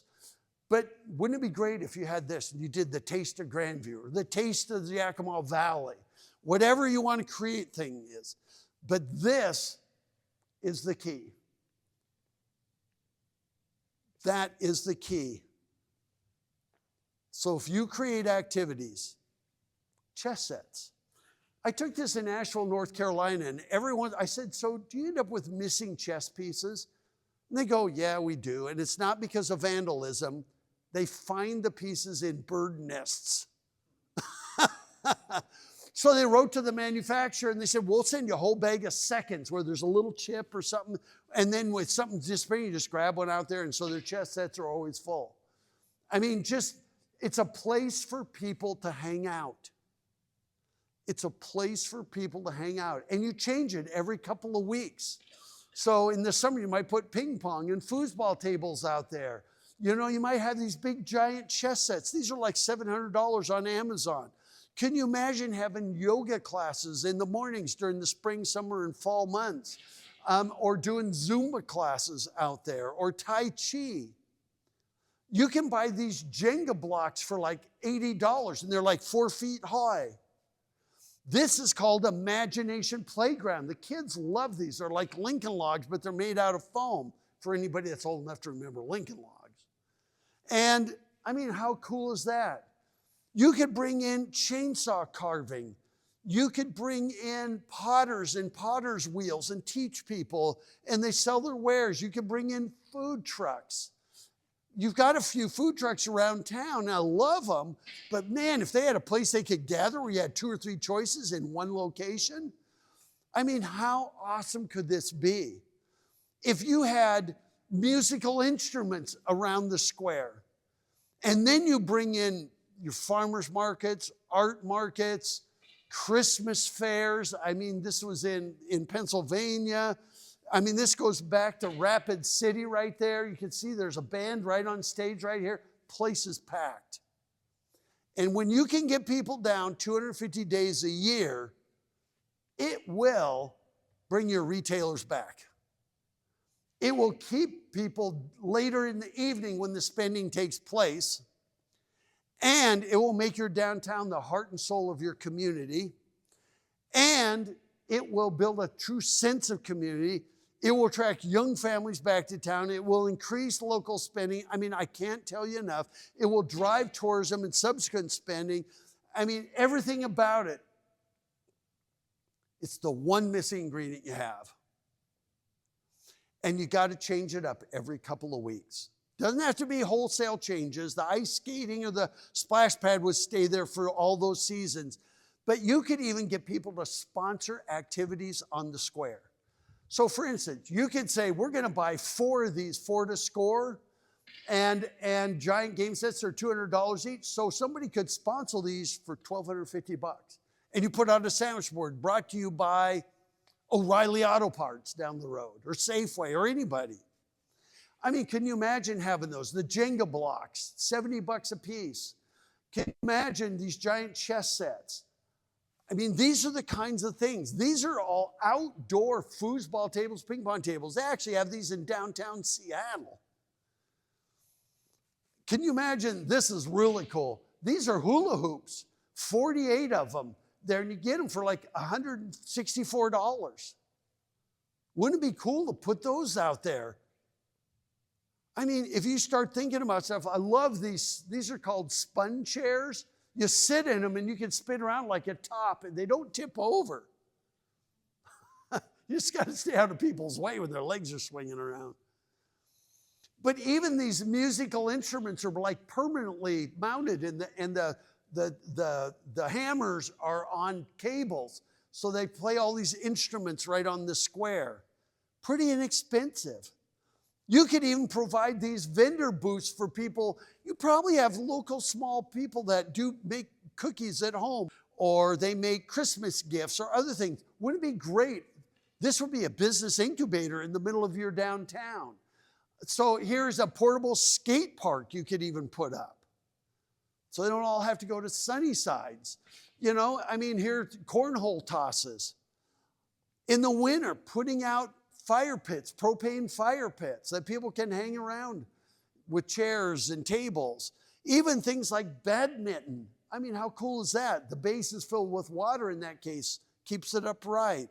This was in Canmore, Nevada. They actually have these out in the middle of the winter, and people out there in their ski clothes doing exercises. But even buying all these tables, chairs, and umbrellas. This is the cool things that you could do. I love Imagination Playground. But you know what? So if you create that space, you put in a stage, you have a splash pad, you have a portable ice rink you put up in the winter months. If you were to buy all of that stuff, everything I showed you, all of this stuff, you buy all of that. Here's even more. I mean, you buy all of this stuff, 50 umbrellas, 200 chairs. We go out there, consider everything there is $75,000, and there's grants for it, even if you never got sponsors. And then you can do sponsor sandwich boards that said, thank you so-and-so for providing the chess sets or whatever. So every business gets involved. If it was me, if I was in your shoes, I would say, you need a plaza design, programming, and management plan. First thing you have to do is figure out, where do we put it? I didn't want to condemn those buildings. That might be a really great place. I don't know what shape the buildings are in. I don't know if that include the women's clothing that's already there. And by the way, we don't want any business to leave downtown. We might need to put them in a better location, help them out. But the point is, somewhere downtown, if we could create something like that, your downtown would be a showcase. Remember what I said about site selectors? They look at the downtown and they see the healthier your downtown economically is, the healthier your community economically. You know one thing about Grandview, you are a great place to live. You're right, that slogan, a great place to live. But I don't see a lot of locals spending any time or money here. When we ate at the 2 Mexican restaurants downtown, there may be 1 other people in the other tables. They're virtually empty, and we want them to survive. And we got to bring people to their doors. When you bring people to their doors 250 days a year, that means they can be 5 days a week we're open, and you're bringing customers from my front door 5 days a week. That's why the 250 days a year. It's the one missing ingredient. If you want to be a great place to live, create a community living room. That's what the plaza is. And you have to program it. It can't just be a space. That's the problem with the little alleyway you have across there. It's a space, but there's nothing going on in it. And so that is what you need. So once you develop your plaza, then you have to figure out, what do we want in downtown? And this is the rule of critical mass. What do you want your downtown to be about? Is it about kids and family? Is it about food? Is it nightlife? What do you want your downtown to be known for? Do you want it to be known for weddings, where you have bridal gear and printing? I mean, when I was in Sunnyside, I'll never forget the bridal shop that was in there downtown. They had people come from all over the state to go to that one bridal shop. I thought, wow, what if you had in your downtown the printing service that made and you moved your florist downtown and you had a wedding boat? I mean, whatever your theme is, what do we want our downtown to be about? Because you know what?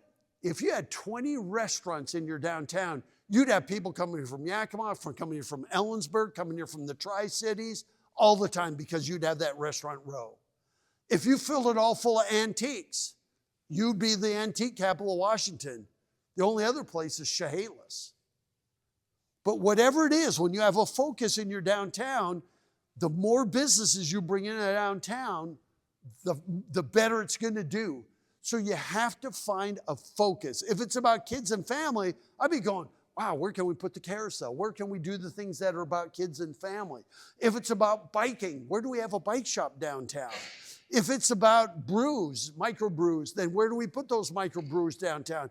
If you had 5 microbreweries downtown, you'd have people coming here from everywhere just for that. So what you have to do is figure out, what do we want our focus to be retail-wise, and that will dictate the types of activities and events, the streetscape design, everything that you have in your downtown. And then here's the most important one at all. This is number 3 on that 20 ingredients. This is the rule of critical mass or clustering. In 3 lineal blocks is what you got.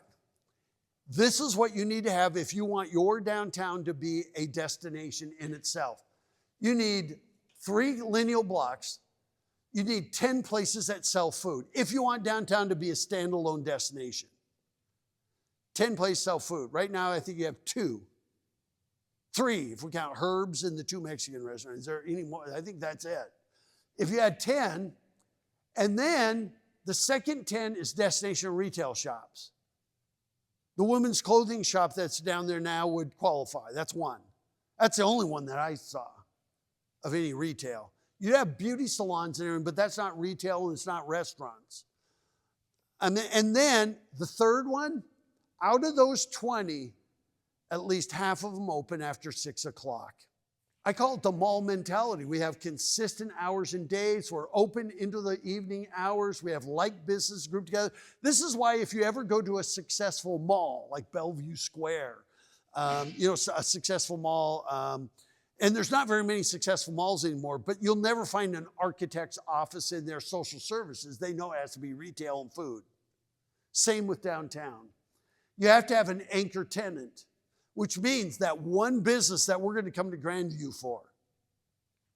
And then a central gathering place. I mean, think about antique malls. They do 10 times the business when they're gathered together. Think about auto malls. Why does Chevy want to be right next to Ford, Toyota, and Subaru? Because they do 7 times the business when they're grouped together. I mean, remember the days of corner gas station, fast food restaurants. Why does Jack in the Box want to be right across the street from McDonald's? Because they do more business when they're grouped together. I mean, food courts in malls. So sometimes you have to orchestrate the effort, and you have to start with your property owners. And if you can get 1/3 of them to come along with you, the rest, the economics will dictate the other 2/3. I mean, a lot of places now don't even allow chains or franchises in their street level businesses downtown. Because successful downtowns, the next thing you know, you have a Subway moving in downtown. That's not authentic to you. And so they each have anchor tenants. This was a bar in Wyoming, $1 Million Cowboy Bar in Jackson, Wyoming. You can't really see it in here. All these people are sitting on saddles. People go there to have dinner and just sit on a saddle at the bar. I mean, that's the anchor tenant for them. You know, I mean, it's hard to see in here. But whatever it is it the anchor roll? Is it that vanilla cream strawberries? I got to go get one of those now again. That'll be my treat on the way back home. But whatever it is, best cinnamon rolls you'll find in Eastern Washington, whatever it is. That was in Parowan, Utah. Their cinnamon rolls were highly rated that they put signs along Interstate 15. This is down near Cedar City, Utah. Best cinnamon rolls in the West, and it's their whole thing. It's their lure to pull people into their downtown. So we need that anchor tenant. And then the lease agreements, working with your property owners, need to include defined days and hours. If you have a space in a mall, if you don't open at 10 o'clock a.m., you're fined $1,000 for every 5 minutes you open late. And the same with closing. We need consistency downtown because here's why. This is something you need to tell your people in Grandview. 70% of all bricks and mortar retail spending takes place after 6 p.m. 70%.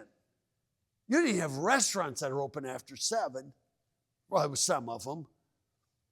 But 70%. That was done by the National Retail Federation. I mean, that's the trick. And by the way, if your plaza's main hours, it might open at 10 in the morning, but its main hours are 4 to 9 at night. You know why? Because we do our shopping after work and on weekends, or after school and on weekends. 70% after 6 p.m. You can't roll up your sidewalks. But if you have your plaza going and its key hours are 4 to 9 p.m., guess what? You're going to have loads of people downtown. And now every merchant say, if the people are in front of my store, I'm going to be open.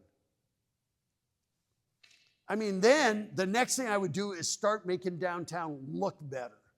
I would start putting pots and planters along the facades because it's very stark. And this is something a downtown or Main Street Association would do with the merchants and property owners. It's not the city. City does the curbside out here.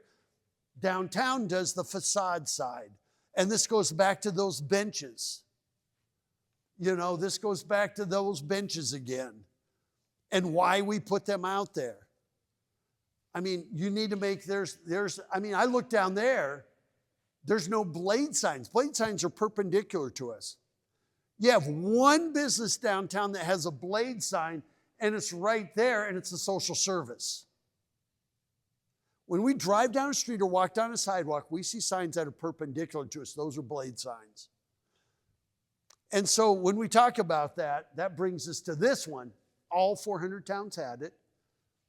That's Leavenworth. Look, restaurant, trains, collectibles, chocolate.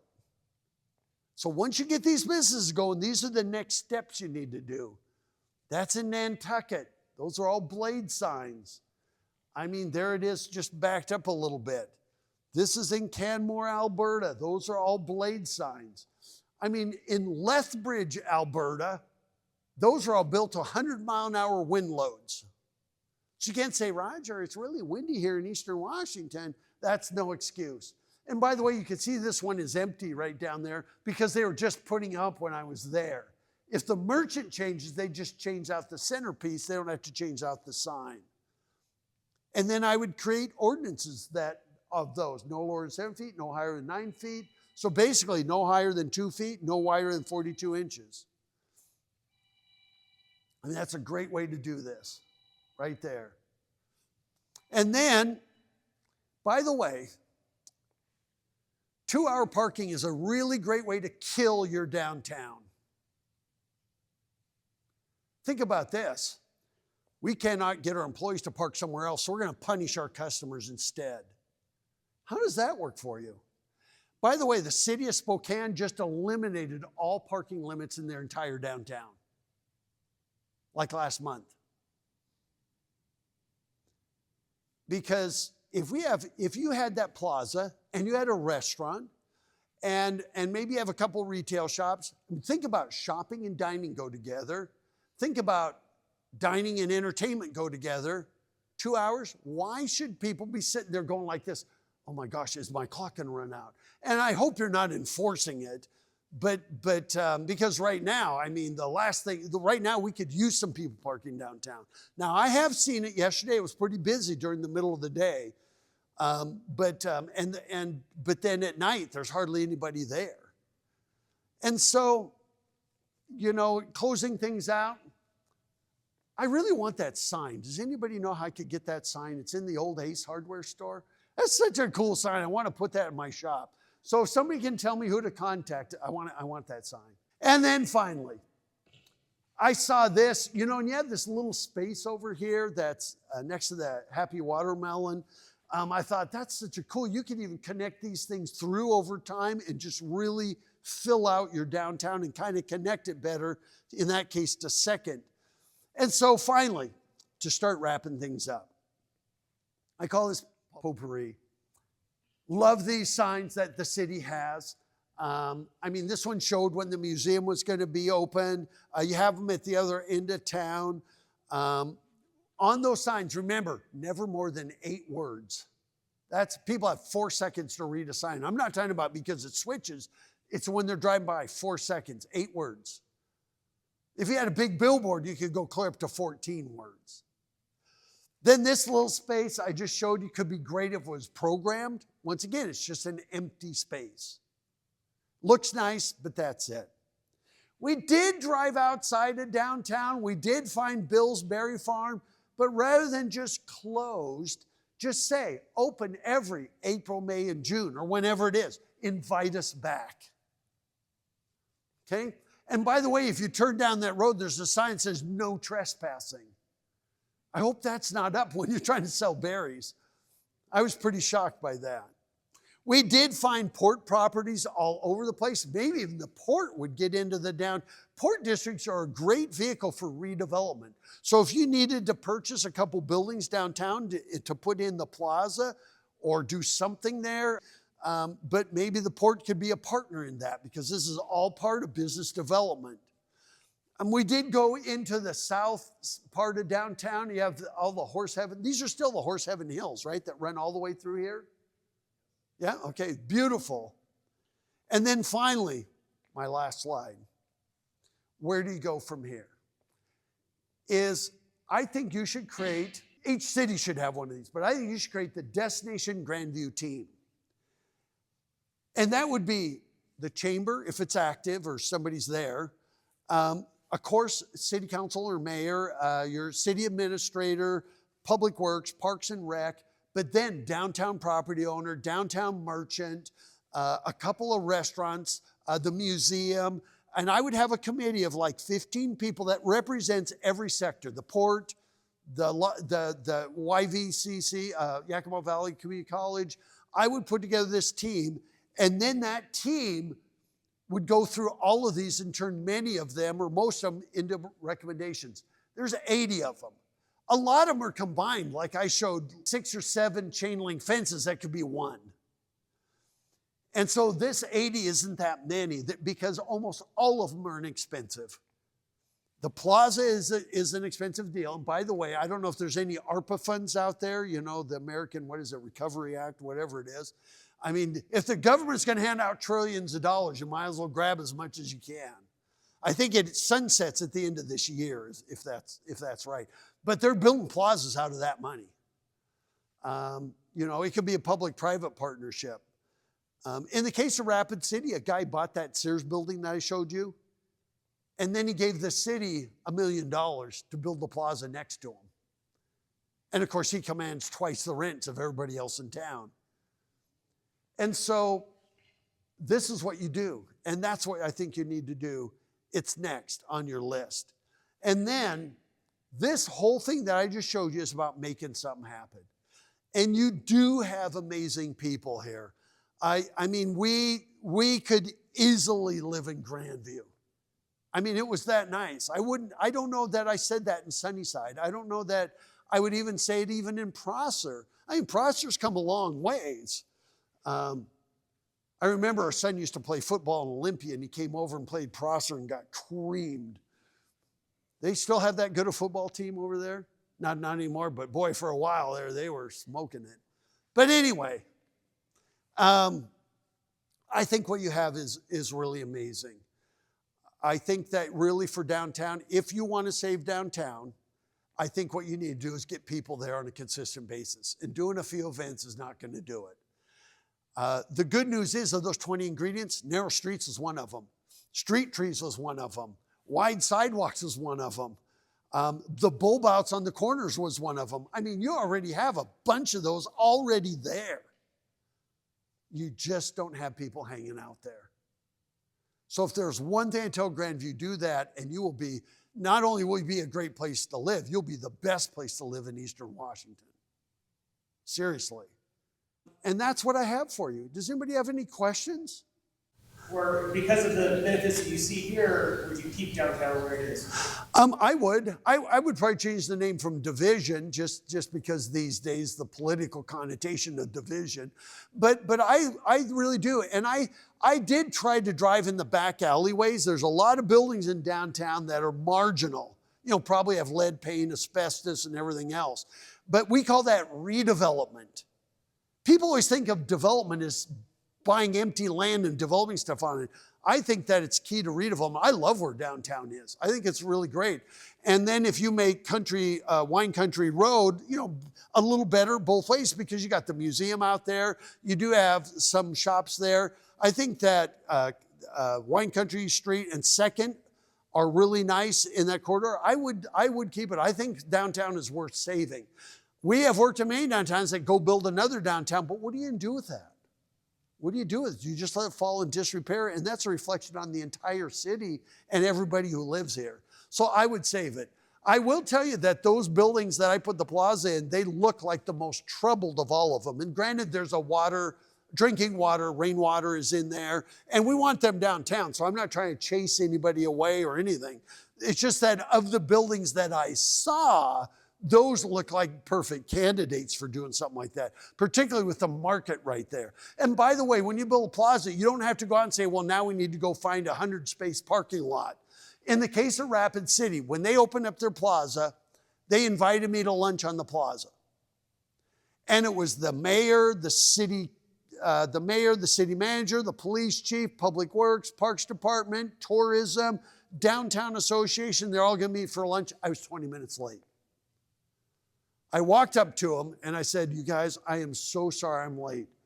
I had to park like 15 minutes away, and it took me forever with all the damn pedestrians you have in your downtown, and they all looked at me and laughed, because that's the exact problem we hope to have. They said, we're so glad you're late, because they saw what that did for their downtown. People will walk 3 and 4 blocks. You could even do a deal with local churches who say, hey, can we pay you $10,000 a year, $1,000 a month to use your parking lot except on Sundays or whatever their day of service is. And then that $10,000 gives money to the church, and then it can be public parking, and people will walk 2 or 3 blocks to a plaza. No problem. That's how critical that is. So, yeah, hope that answered your question. Anybody else? Those are easy questions, you know. So here's what's going to happen. I am giving, you will get this actual presentation. So you're going to get that. I'm going to give it to your videographer back there. He's going to actually cut in a lot of these slides, so he'll get them really looking good. He's been recording this. Sorry about my mic keeps doing weird stuff every time I move. But we're going to get you the presentation. We'll give you PDFs of it. You'll have everything, including every slide. So Shane will have these, and then you can say, hey, can I get copies of those? And this was a couple hours long, but you could say, and then, by the way, once we have the video, we're going to put it up on our YouTube channel, and it'll be there for people to see. You can even take pieces of it and say, wow, this is really what you said about our entries and gateways would be really good to put in our promotional materials, things like that. But what you have here is really a nice town, really a nice town. I was super impressed, and I can't say enough nice things about what you've done. Is the work done? It never is anywhere. I mean, you know, it never happens as fast as we like. But I really believe that if you put a focus on downtown, it's the one missing ingredient you have. Right now, I'll give you one other thing. You have a lot of leakage. That means people living here are earning their money here, but they're spending it somewhere else. They're in Prosser, they're in Walla Walla, they're in Yakima, they're spending it in the Tri-Cities. I mean, we did all the Tri-Cities marketing for their tourism, and we know that your money is going over there. Even Yakima's money is going to the Tri-Cities. The best way to combat that leakage is to import new cash, and that's to bring your downtown back. You know, you need more food choices. We tried to eat every single meal we could in Grandview, and it's either sandwiches, burgers, or Mexican food. And I love Mexican food, but for me, you know, once a week, once every couple of weeks is fine. But you don't have much variety there. You lost your Chinese, you don't, you know, but these are the kinds of things you can start bringing in that'll just keep us here so we're not leaving town if we want some other variety of food. Now, I'm glad you got a Safeway so that IGA has some competition. You know, and I think that's great. But what you have is fantastic. And this is about how do you make it better? And with that, you're free to go. Thank you so much for coming out today. Thank you.